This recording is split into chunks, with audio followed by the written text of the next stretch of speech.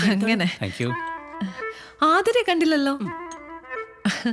വന്നപ്പോ മുതല് ഇവരുടെ ലവ് അറ്റ് ഫസ്റ്റ് സൈറ്റിന്റെ കഥകൾ മാത്രമേ കേൾക്കാനുണ്ടായിരുന്നുള്ളൂ. അവള് മുകളിലുണ്ട്, ഞാൻ വിളിക്കാം.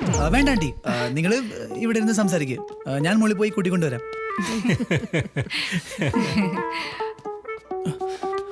Hello, excuse me. വാട്ട്? ഇങ്ങനെയാണോ നീ എന്റെ വീട്ടുകാരെ കാണാൻ പോണത്? ഇതിനെന്താ കുഴപ്പം? നല്ലതല്ലേ?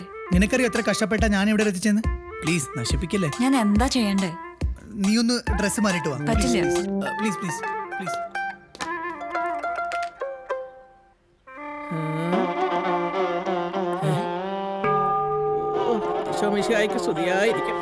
ഈ പെണ്ണിങ്ങനെ ഒരുങ്ങിയിറങ്ങാൻ എത്ര സമയം എടുക്കില്ലപ്പാ? അതൊന്നും ഒരിക്കലും മാറത്തില്ലെന്നേ.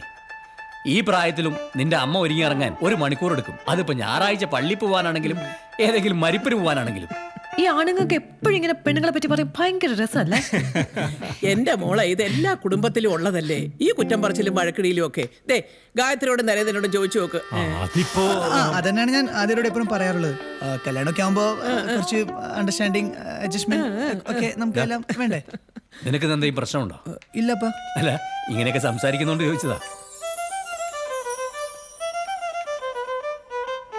അപ്പാ, ഇതാണ് ആതിര. ഹലോ. ഈ ഒരുക്കത്തിനായിരുന്നോ ഇത്രയും സമയം? ആതിര